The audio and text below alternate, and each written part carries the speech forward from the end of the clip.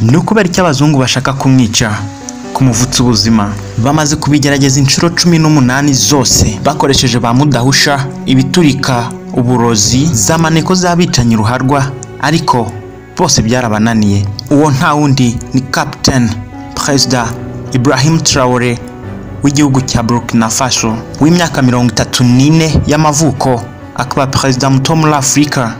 Ese iki nicyo gihe koko ngo amateka yongere yisubiremo? Twabonye cyangwa se tuzi impirimbanyi z'impinduramatwara Afrika yagize babayeho ariko bakigendera, kubera ko uyu munsi abenshi babona President Ibrahim Traoré mu ishusho ya Thomas Sankara bidasubirwaho.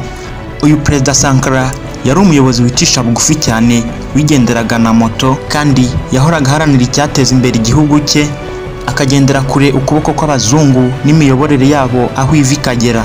Icyaje kumubaho rero nuko baje kumwivugana nyuma y'imyaka 4 yonyine ayoboye icyo gihugu. Gahunda z'imiyoborere yo kutagendera mu kwaha kw'abazungu yari yaranze zose zasubijweho n'abazungu, nuko Ubufaransa burongera bwigarurira buri kimwe mu gihugu cya Burkina Faso. Ibrahim Traoré arongera akoza abazungu mu jisho, asubira gukora ibyari byarakozwe na Thomas Sankara mu myaka y'1980, yirukana abafaransa n'ibyabo byose muri Burkina Faso. None uyu munsi nawe barashaka kumwica. Iyi ni Donne Media TV, nitwa Don the Great. Nibaramuka bibeshye bakagira icyo bakora kuri perezida wacu Ibrahim Traoré, ndarahiye mu kuri ko bazabyicuza. Wenda njyewe ndashaje, ariko abantu bose turi kumwe uko bangana twiteguye kumurwanira icyo byadusaba cyose. Reka turebere hamwe ibintu 5 bivugwa ko ari byo ashobora kuzira by'umwihariko, cyane ko abazungu bamushinja gufata ubutegetsi bitanyuze mu mucyo, ko ari coup d'etat. Icyambere, bamushinja ko yakuyeho itegeko nshinga mu gihugu cye, noneho igisirikare cye kikaba aricyo kigenzura inzego zose nkuru z'igihugu nka Minisiteri y'Ingabo, Minisiteri y'Ubutegetsi bw'igihugu ndetse n'urwego rw'ubutasi.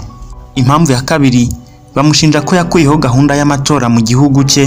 Ikindi, ngo amatsindana za societe civile, amashyaka atavuga rumwe n'ubutegetsi ndetse n'ibinyamakuru byigenga ngo nta jambo bafite mu gihugu cya Traoré. Impamvu ya gatatu, ngo yahagaritse ibitangazamakuru mu gihugu, ibindi arabyirukana.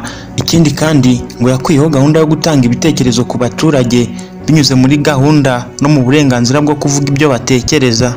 Impamvu ya kane, ibiganiro bikorerwa cyangwa se binyuzwa kuri internet byose bikontororwa na leta, kandi hagashyirwaho gahunda ku bavuga rikijyana kuri internet kuvuga amagambo ateza imbere cyangwa se avuga neza leta yonyine. Impamvu ya kane, President Traoré yavuye mu muryango wa ECOWAS, ahubwo atangira umubano udasanzwe n'igihugu cy'Uburusiya. Ahangaho ushobora kwibaza ngo ese ni ikihe kiguzi cyinshi nyuma y'uyu mubano Uburusiya bwemeye kugirana na Burkina Faso?